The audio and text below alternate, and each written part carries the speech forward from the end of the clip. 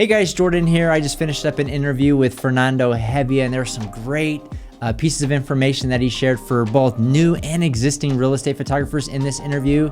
He's been in the business for 6 years and already achieving $350K last year alone. He shares some great actionable tips about Google Ads, as well as some great advice for newcomers and how to grow your business. So please enjoy this interview and share your feedback so we can make this show even better.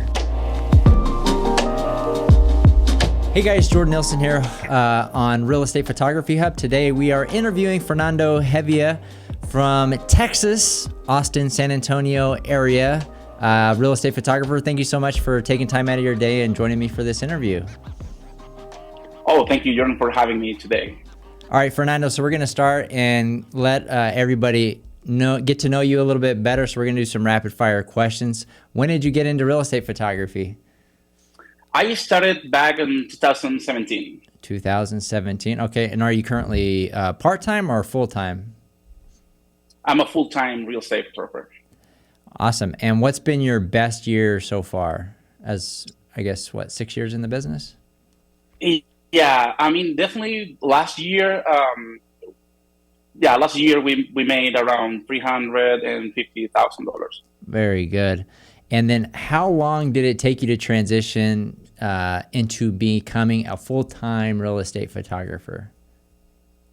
It was difficult because I probably jumped in like too quick. I left my job and started doing real estate photography, and then I didn't have any business, so it wasn't easy. But so, yeah, probably like being full photographer, like 6 months or something like that. 6 months. Okay. And awesome. And last year you said you did $350,000. How many repeat customers do you service in order to achieve that number? Yeah, I believe around 40 to 50 realtors they use me all the time, like every week or a couple of weeks. And then, I have a bunch of them that they just call me once a month or something like that. Yeah. And so having had the experience of jumping in probably a little bit too soon full-time, do you recommend somebody start out part-time side gig kind of thing for real estate photography, or jumping in full-time? Yeah, it depends on what job you have and everything and your specific situation. But I believe, I mean, the quicker the better. You probably have to trust what you're doing and make it work. Because if you have a safety net, you're not going to put like a lot of effort into it. So sometimes it's worth it taking the risk. Right. Yes. Yeah, if you have a little bit of that pressure, it kind of forces you to progress the business a little bit faster than if you had some cushy full-time job and then on the side just picking up a little bit. Yeah, here absolutely. And there. All right, so let's talk a little bit about how you got into real estate photography. Now we know, based on some questions that you answered, you're from Venezuela and you've been here since 2014. So what got you into real estate photography? Yeah, I'm gonna try to divide this answer in two parts. How I decided to become a real estate photographer, and actually how I landed my first job. So I got here in 2014. The reason I'm here is because my son has a muscle disease, a degenerative disease. He's 23 years old now. I know I don't look like I have a 23 years old son. But that's the reason I'm here in the United States. He's receiving an experimental treatment here, and that's why I'm here in the United States, and that's why I'm here. I'm based actually in San Antonio, Texas. So we moved here because receiving therapy here, and I was working in a restaurant as a dishwasher, right? I didn't have any English skills back then. I wasn't able to say like 3 words in a row. But in my opinion, I was sure I was the only person to take me out of there. So I had to start working on the language barrier, right? So I was working as a dishwasher and listening to English podcasts the whole day just to get used to the language and being able to pick up some words. Then I started working in a furniture store, unloading furniture from 18-wheelers, trucks and everything like that. But one day, my dad was, in Venezuela back then, and he sent me a drone footage because he was selling his house there. Oh, So, nice. and he just sent it to me because he knew I love technology. That's my background. By the way, I'm an IT software developer. I'm a musician as well. I play the piano, and he sent me the drone footage, Jordan. And at that moment, I was playing, working at a furniture store and also playing piano over the weekends on some restaurants here in San Antonio. And I was trying to find something to do. Okay, what can I do like fits more what I love to do, technology and our arts and whatever. And he sent me that footage. And 2 days after, 2 days later, I just in the middle of the night, I woke up suddenly, and it was like, okay, it is something that I maybe can do here in the United States.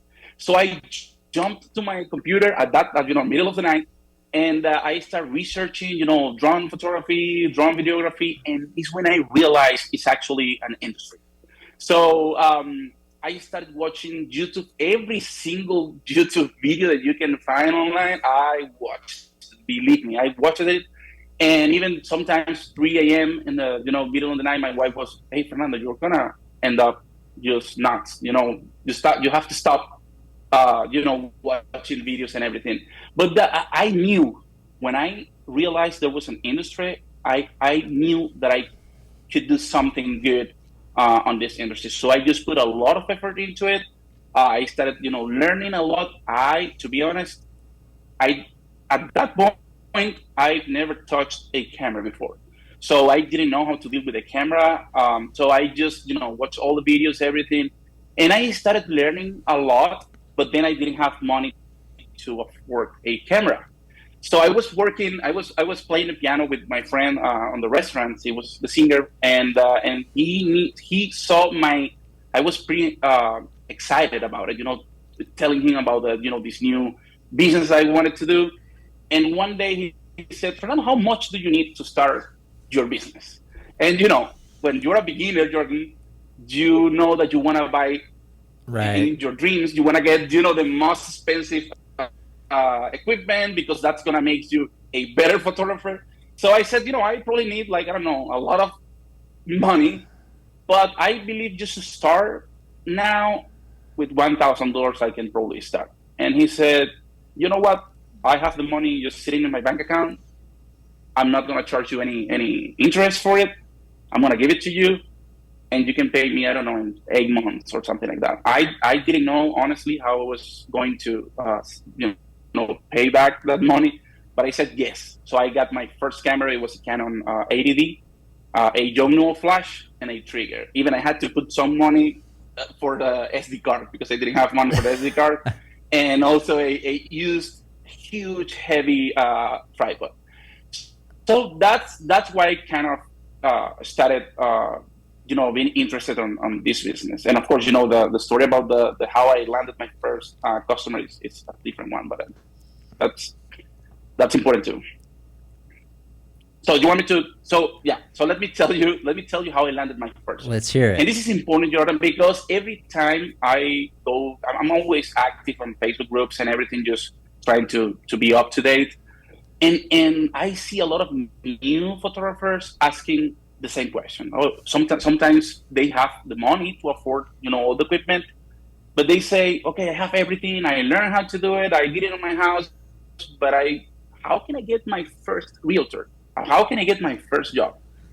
So, I was living back then in our apartment complex, and sometimes you have to fake it until you make it, right? Right, So I right. went to the leasing. I went to the leasing office, and I said, "You know what? I'm a professional real estate photographer in Venezuela, but I don't have any portfolio here in the United States. Do you allow me to take some photos here, and I'll give them, to you for free?" And they said, "Well, we'll have to ask permission, but I will let you know." Next day they called me, they said, "Yes, go for it." And it was a pretty nice, leasing office. So, with a pool table, theater. So I went there, I took my first photos, and I used those photos for my Instagram and my website. So I didn't have any business yet. So even I remember that, and it's hard because I wasn't able to pay $20 for the website a month. I wasn't. I mean, it was pretty hard for me to pay for it. So but I did it anyways. So, I went to those websites for, realtors, Trulia, Zillow, all those websites. And I was clicking, Jordan, on each listing, right? Just to try to get the realtor's information. So what I did was I gathered more than 1,200 emails, just doing it manually. So I had my Excel file with all the information, and I just started sending emails. Only three replied. Well, actually four, but that fourth person was pretty rude. Because I probably use when you go to those websites, they sometimes put like enter their realtor's website, and when you click there, you cannot find the email, but you'll see like a contact form. So I emailed him through the contact form, and he was like, "You cannot use this because it's my leads." And I understand, but he was pretty good. So only three replied, and those were actually my three first customers. And then, they word of mouth, just being a nice person, just being reliable, and everything start to add up and help you get more and more and more business. But I think that's a good point that you bring up, because some people getting into the business, they think, well, maybe if I email 100 people, I can get my business started. You literally emailed 1,200 and got three. So at that run rate, that's it's correct. So, 400 emails to one customer. So if you're a new photographer or you're struggling to get customers and you want to use email to get, just realize you're gonna have to put in a lot of work. Now it could pay off. You probably still have those three customers to this day, and they probably have paid off over time, right? Because real estate photography customers are great, because a lot of times, as long as your service is great, they'll keep using you over and over again. But to get off the ground, yeah, that's correct. And also, I had to deal with the language barrier. Sometimes Jordan, they were calling me, and I just fake a coverage cell phone situation. So I just hang up and text them back and say, "Hi, sorry, I don't have enough coverage here because my written English was better." And I just told them, "How can I help you?" And they started just texting back and forth, and that's what I did. So, and this is important because some new realtors, new photographers, you don't have to deal with the language barrier. So if I was able to make it even with that huge problem, because one of the main things we have to do is convey, right? We're selling something. So if you're not even able to have a conversation with the realtor, how are you gonna get customers, right? So you don't have that problem. You can just call, you can email everybody. You probably have realtors that are your friends. When I got here to San Antonio, it was just me and my family. I didn't know anybody here. So don't feel discouraged because you are just trying hard and you don't find a customer. Keep trying, but be creative as well. Just trust your instincts and believe in yourself. I know it sounds cheesy, but you know how important it is to be confident of what you're doing. It's going to make you succeed, definitely. Yeah, so talk to us. So at the beginning, when your English was a challenge, obviously, because it's hard enough to get customers and make the contacts, but if you don't even understand what they're saying or how to communicate with them, that is pretty funny, because you would call them and then fake a bad transmission and feel more comfortable texting than talking, right? So at the time, were you using like Google Translate? Were you using Google Translate? No. I was saying, that's what I'm saying. Since I was, as a software developer, you have to deal with a lot of manuals in English. I was able to kind of understand, but I wasn't able to have a conversation, and even less over the phone. It was sometimes when you are in front of the person, you can understand better. You can read their lips, but over the phone is another world. And people who know, English is not their first language. They know what I'm talking about. It's frightening, really frightening. So it was pretty difficult to me, but I wanted to do this so bad, and I just keep pushing and pushing and pushing. Yeah, so right now, you said last year you did 350 and you have about 350K and you have about 40 to 50 repeat customers. How are you able to go from 3 customers to 40 to 50? Like, what did that journey look like? Obviously, it's been 6 years, but how were you able to acquire those customers? Yeah, so I'm gonna give you some tips or what I feel and think it has worked for me. Um, One of the main things, Jordan, that you have to understand, and you guys, photographers out there, you cannot go to a photo shoot just this may be a little bit controversial, but just bear with me. You cannot go to a photo shoot just, I don't know, wearing a shorts and flip flops, for example. I've seen that many times. So one of my recommendation would be look professional, right? Try to be professional. I understand. Well, here in San Antonio, when it's hot. But still, I use a shirt, at least jeans, and the reason is, even realtors, they are trying to sell like a lifestyle, like a rich lifestyle, right? Sometimes they don't even have money, but that's what they're trying to sell. And remember, when you are taking photos in a property, you are not working for the seller. You are working for the realtor. So if the realtor is trying to sell a nice lifestyle, you have to fit there as well. Whenever you get to the property, you have to look. I'm not telling you like you buy a lot of money on brandings I'm not, or expensive clothes or anything like that. I'm telling you just be more close to what the realtor is experiences. He's selling an experience to their customers. So just be closer to that, because as soon as you go to the property, you are part of the realtor's team. And sometimes we don't understand that as a photographers. We feel like, I'm Mr. Hevia and I'm here to make the house look good. We are there to make the realtor look good. That's your job. Because if you are, and this is my second tip, being nice. You have to be nice. You have to be polite. You have to just go the extra mile, because I've seen older people just go into a property, with a bandana, shorts, flip flops, taking photos, just rushing to get out of there. Take your time. Just if you spend 2 minutes, 3 minutes with the owner, just telling them what you're. So they are usually wondering what you're doing. Yeah, right. So they ask me, hey, what is that like for? And I said, I just explained it like a couple of minutes, and they are usually pretty happy. And sometimes I just tell them, they are usually pretty stressed out. So I usually tell them, you did a great job here in the house. The house looks awesome. And they like, they feel like a relief. Oh my God, yeah, I've been working so hard during the weekend.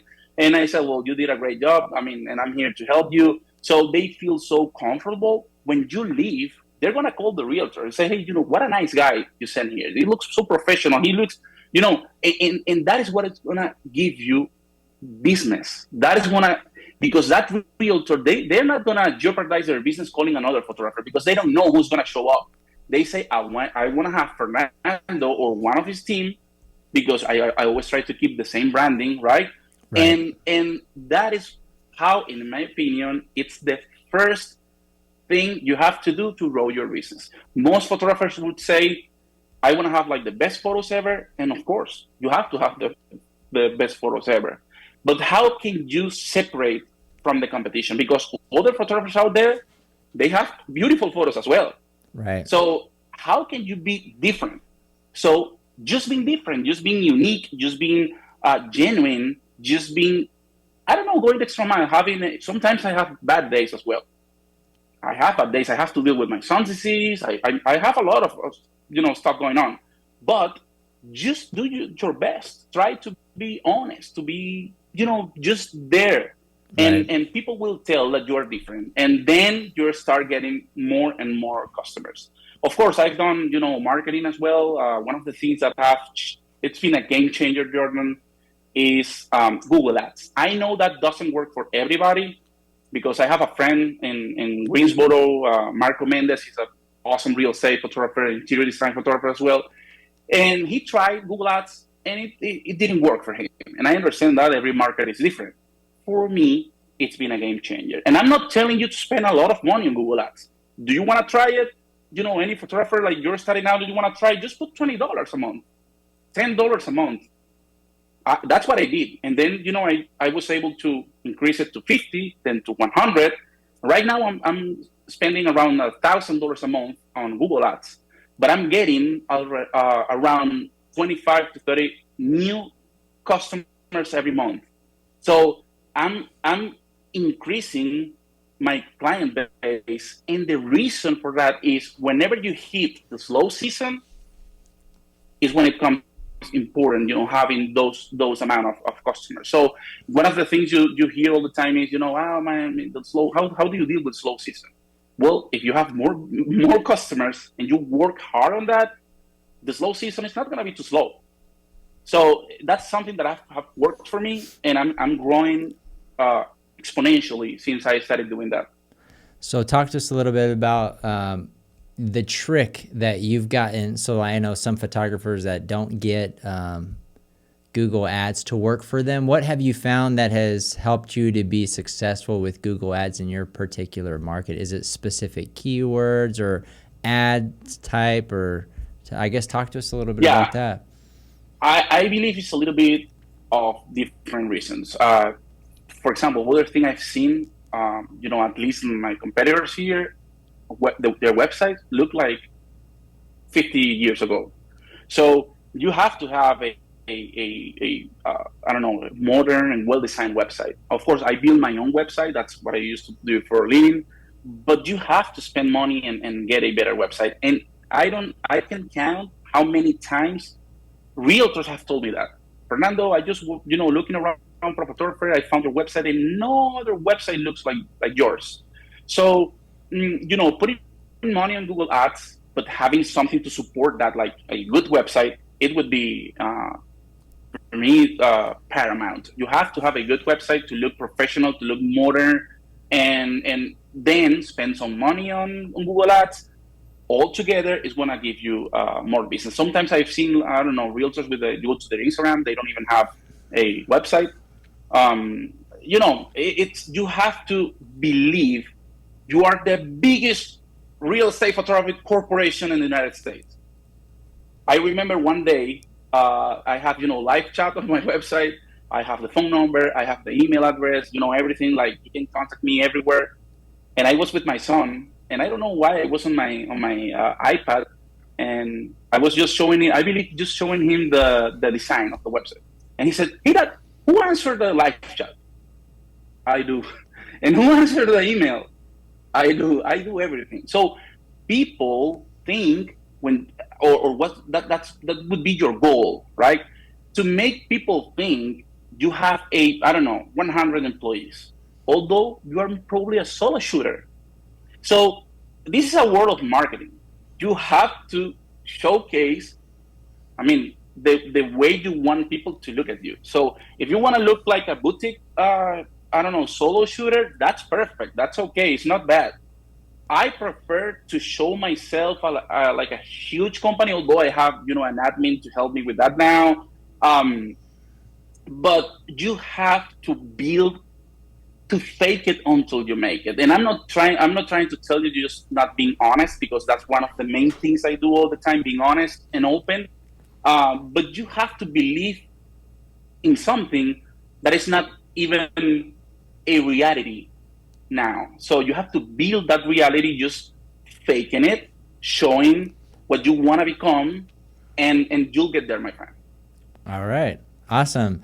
Well, now let's talk a little bit about your products that you offer, because you have some unique niche things on unique properties. So we're going to your website. People can check it out. That's mrhevia.com, right, is your website. But you do some farm and ranch videos. Talk to us a little bit about how you got into that style of property. Yeah, I had a realtor that he was doing just regular houses, and I've been working with him for several years now. But then, since he lives in the hill country, he called me and he said, I'm going to start working with ranches and everything. And do you want to show that for me? And I said, of course, yeah, absolutely. I'm going to be there. I'm always open. Even I was scared because I didn't know how to do it, but I just went there and do it. Um, so I went there and did it. So I went there. I just with my drone and everything. I started shooting. But I'm always seems as I said, you always try to be honest. I always ask them honestly, hey, what do you think I can improve? Because I wanna keep doing this for you, but I wanna do it in the best way possible because they know I'm a city guy. I never lived in a ranch or anything like that. So I have to get that feedback from them, you know, and they start teaching me about, I don't know, the animals and everything and how the names of, I don't know, here in Texas, like a cliff, they call it a bluff, I believe. Right, So right. it's, new words for me. So it's just like getting that feedback. It's what will create the opportunity to be out there. And the good thing about it is you can charge a good amount of money doing ranches, um, because it takes you more time. You can be seeing, from 2 hours, even sometimes a day, um, but it will increase your income just doing like better and well paid jobs. Sure. And also, I noticed that your photography is very, very good as well. Talk to us a little bit about the photography style you shoot with, and tips to achieve the Yeah, look that you have. absolutely. Yeah, I do what it's, like everybody knows as ambient. I use flash and ambient shots. Now, when you start to grow and getting, other contractors, other photographers that work for you, it start to be a little bit of a hassle, having the same quality that I had when I was working myself, just doing every photo shoot. But I came up with a system just to take, the bracketing and then, an extra pop with a flash. That way I can cover my back, like if something like, if you want to get rid of blooming, you at least have that extra flash shot that you cannot fix if you only have, brackets. Right. So that way I can keep my style, although I'm working with other photographers. In the beginning I was going to sleep at 4 a.m. editing. I know people can relate. So it's been hard to find editors that can kind of match your style. And Right. I believe it's gonna be a work in progress forever. I'm not probably not gonna find somebody to, that do everything the way I want to, but at least if you keep uh, an acceptable level of quality, you can keep, getting more business and customers. But you have to, um, this is hard to say because there are some awesome HDR photographers out there. I'm not saying it's bad. Even I don't talk bad about any photographer or technique. Some people ask me, "Hey, Fernando, what do you think?" I'll give you my opinion, but I don't talk about, because some realtors are better than me just doing HDR, and I use flashes. So it depends on the style of any, like customer or something. But that's what I've been doing. It's been working awesome. Um, but just to keep the color accurate and all the stuff, I keep using flashes, at least one flash pop, just to capture the right color of the property. Right. And I think that's a great tip that you shared. And I think that's something that a lot of real estate photographers probably have a struggle with, especially when you have high quality photos, is being able to delegate and still be able to provide that quality. I think you have to be okay achieving 80% of your results with somebody else versus 100% all Yeah, doing it yourself. yeah. In my opinion, what it was important, at least to me, Jordan, was I wanted to have the training to be able to edit a photo myself. So I put a lot of effort into it to be able even to achieve commercial grade photography, right? So I'm well versed in Photoshop and everything. I know every single aspect of the editing side. Even since I'm a software developer, I built a Photoshop panel just for me. It does like a automatic blending and create a lot of stuff. It's like an action, You but got it's the it's just actions, yeah. actually a panel. So, and that's what I use, for at least for commercial properties. The daily basis, photo shoots, I cannot edit those myself. So I have an editor, outsourcing, and I have a person who takes care of the quality control and just make sure everything looks the way I want it to look. Right. Awesome. So you also do commercial photography that I saw on your your website. Maybe talk to us a little bit about how somebody can also get into the commercial real estate side of things. Yeah. One of the most difficult things when you are selling commercial photo shoots is first you have to differentiate your photos. I mean, it cannot be just like a real estate look. You have to find even practice at your home. Just shoot a little bit, not too wide. That way, it looks more commercial. And also one of the most difficult things was I didn't know how much to charge. Sometimes I still deal with it. How much should I charge now? And this is another strategy that you can try on your business. I keep my MLS photo packages competitive pricing wise with my competitors here, but what is behind is what I charge more than my competitors. So that way I can keep the business running, getting more customers. But then when they want to upsell or just get more add-ons is when I make more money. I mean, if you're just doing photography, it's really hard to make a living out of it. Maybe you can make a living, but not like a lot of money. So if you want to make a good revenue, just keep your photo pricing just like the basic stuff on front of your website, and then you can just start selling the other stuff. I shot, I don't know, I shot a commercial photo shoot for $4,000, and I mean, I have the opportunity to do it because I'm always in front of the customers on my website and everywhere. But for example, builders, I charge almost $1,000 for the photo shoot. So usually I do photos plus twilight. It's around almost $1,000. But my basic package for MLS is $189. But you have to keep what it's behind a little bit higher, and just what it's in front in a competitive price. I'm not gonna increase my pricing for my basic packages because they're gonna start calling another photographer, Right. and I have other photographers that work for me, and I have to have business for them. But it's a strategy that have worked for me. Just keeping what it's behind a little bit higher than your competition. Yeah, I think that's a great point as well, because you don't want to scare people away by having those high prices up front. Be like, oh my gosh, he's so expensive. You keep it competitive, get him in, and then you have some additional add-ons. Obviously, you still offer those cheaper options, but there are some premium products, I guess. Well, I removed the basic package. It was $149 for 15 photos only. But the thing is, realtors sometimes don't care too much about those houses, and when you get there, it was a mess. So I said, you know what? I created like a luxury plus package and get rid of the basic one. So, and that actually increased my average invoice average. Yeah. So right now it's almost $400. So and you can tell my main photo package is $189, but when you see the average, it's almost $400. So because people always hire me for Matterport, for video, for I don't know, Instagram Reels and drone. So it has worked for me. So I believe it can be helpful for others as well. Sure. And you also do headshots as well. So talk to us about having that product to help your customers as well as bringing in additional revenue.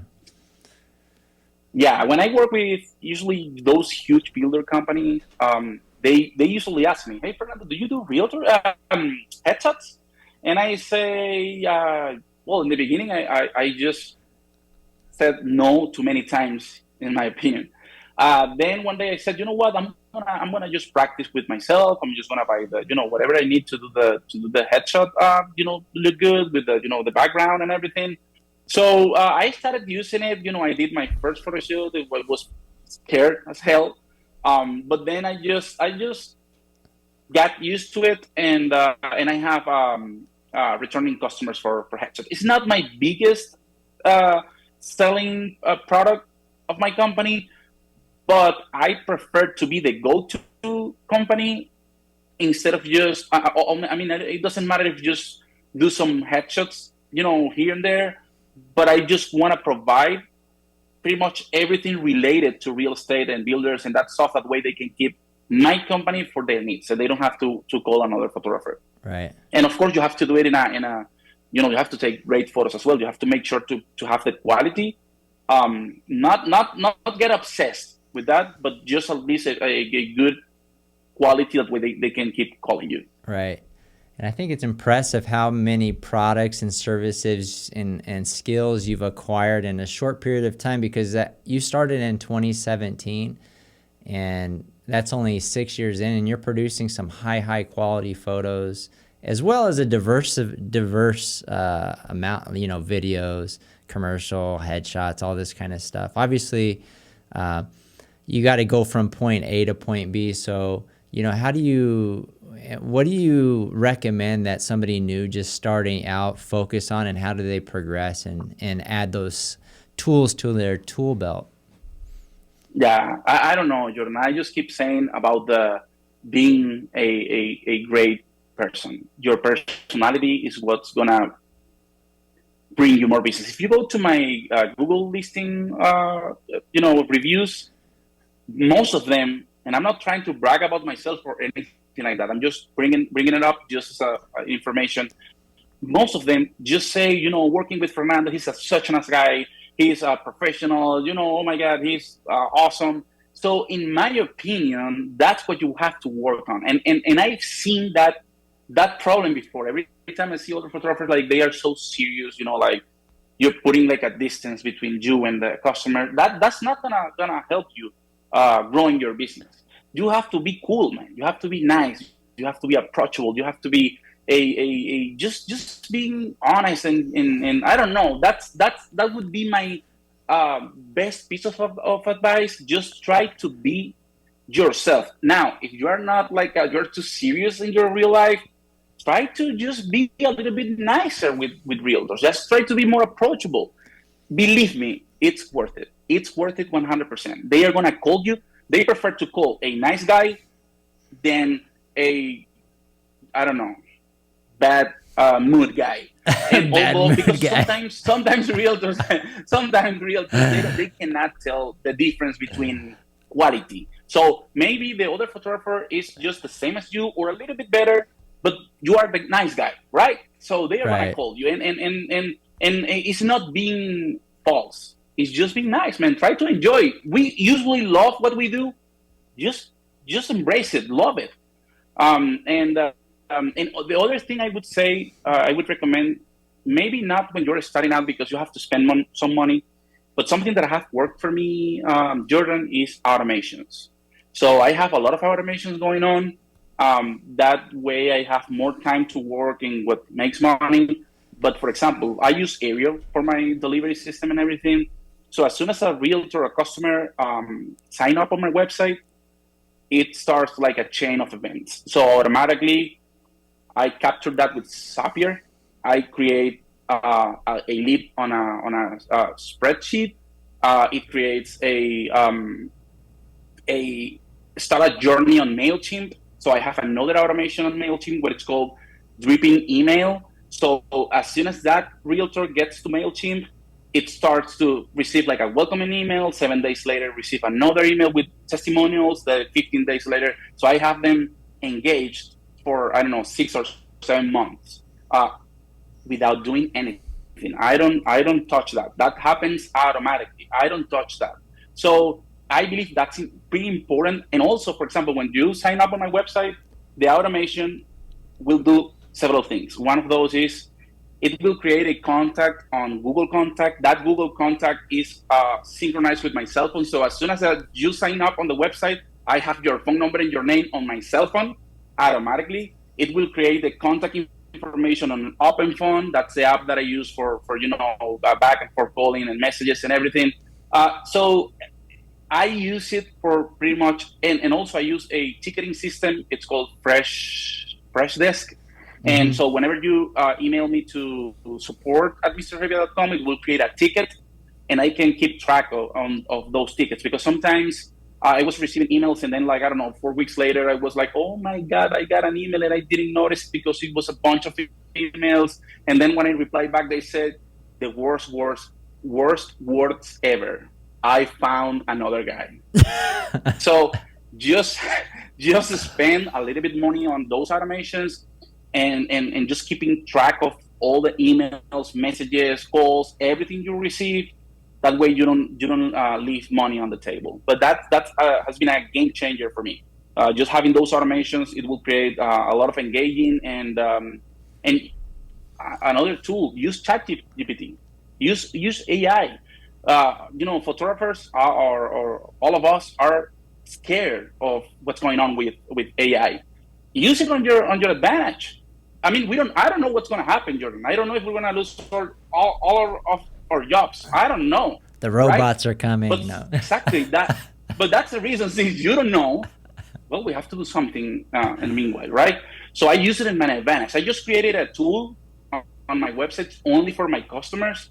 So they just whenever I deliver the photos, they get a link on the email, and they can click on it, and they just have to enter, like, how many square feet the house has, beds, bathrooms, pool, I don't know, all the features, your main features. And as soon as they click generate, they get a beautiful listing description that it's a headache for some of my customers, right? So they love it. They can create a beautiful description just in 5 seconds, and I do it for free.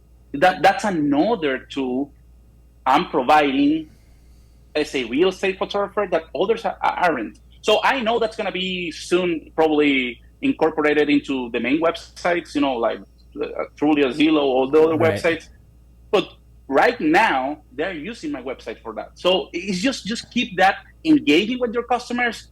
Be creative. Just try to use everything in your advantage. Just keep your eyes wide open, because nobody told me about to create that tool. I just was one day like, maybe I can use ChatGPT to create listing descriptions, and I started and you know what, Jordan? I know I'm a software developer, and I know how to ask for on ChatGPT, Right. Right. The but I prompts. created the chatbot using ChatGPT itself. So I asked ChatGPT how to create that. I just put it Oh my together, god. and then I'm using the same ChatGPT to create the description, to the listing description. So just be creative. Just try to keep your eye open every time, and believe me, you're gonna make it. But just have to.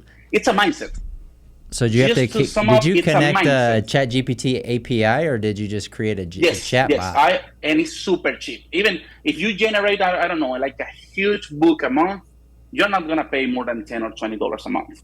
And Yeah. and and believe me, even if I have to pay more, it's worth it. So Yeah.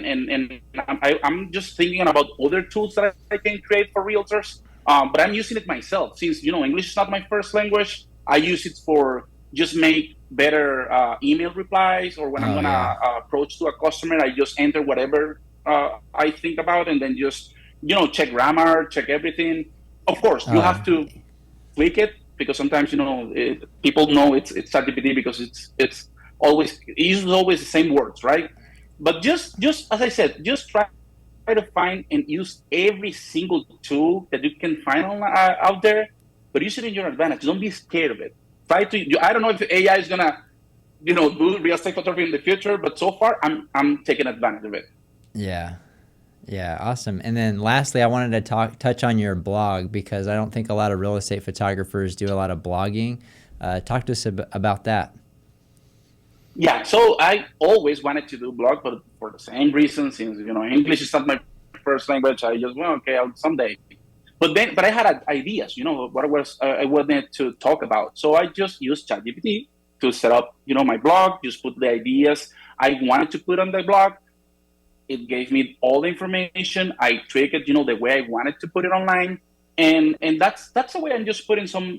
I believe it's cool information, but I do it also as a business strategy. So when people are looking for, I don't know, the 3 best apps for, I don't know, for real estate, there's a blog, with that information. So that will bring visitors to my website, and that helps with Google ranking. So just to keep an eye on all those stuff, those small details, just keep active your Facebook account, your YouTube account, Instagram, and you'll. I know it's slow in the beginning, but believe me, it's gonna pay off. I'm just starting with YouTube and all this stuff, but just keep active all your accounts, it will help your website.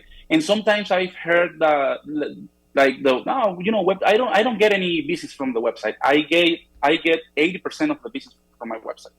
80% of my business comes from my website. So I have even the option on Hevia, you can customize some information on the order form, and I have what did you hear from us? So Facebook, and most of them are from Google search. So I know I'm one of the first one on Google search, and also on the top of, I'm paying for it. So you have to keep just pushing on different directions, and it's going to be worth it. It's going to pay off. Awesome. You shared a ton of great information in this interview, a lot of actionable things that people can do to implement in their business to not only rank higher, but maybe be more efficient in their business. And also, I really liked your focus on the customer experience and being professional. And I think that really does go a long way, because you could have the best photos in the world or the best products, but if the interaction isn't very good, they're likely not going to use you, or they're going to be open to finding somebody better. So how do people, what's your email, website? How do people find you, Fernando? Just to share another small tip, sure, would be, I believe a great person with bad photos will succeed faster than a bad person with great, awesome photos. Just have that in mind. I'm not saying, and I'm not encouraging you to having bad photos. Just understand what I'm trying to say. I believe a good person, a nice guy with well attitude, even with bad photos, is going to get more business than just having your be so serious with the great photos ever. You can find me online. Mr. Hevia is my handle pretty much everywhere. You can go to www.mrhevia.com. You can go to Instagram, Mr. Hevia as well. On Facebook, you can find us, Mr. Hevia. You can find me, Mr. Hevia, pretty much everywhere. Also, feel free to get in touch with me if you have questions. Of course, you can get in touch first with Jordan. Jordan, he's doing an awesome job online, and I can see your plan rolling out, Jordan, and it's gonna pay off. We've never talked about this. It's the first time I meet you, but I can tell. I can tell what's happening.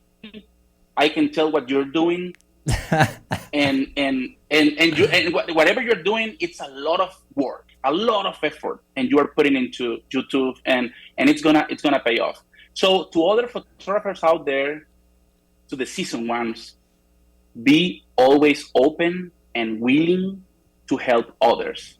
When somebody approaches to you and asks a question, can you help me with this? Take 5 minutes. You interviewed Caitlin, right? Yeah, Caitlin E. And a couple, and she called me one day. Hey, Fernando, I love your photos. Years ago, she worked with me, and what I see now is a successful photographer, awesome person. She's so confident. Her website is awesome. I'm not telling you it's because of me, but maybe I feel happy that I was a little tiny part of it. So just be open with your fellow photographers. Don't be, I got blocked for one photographer here in San Antonio.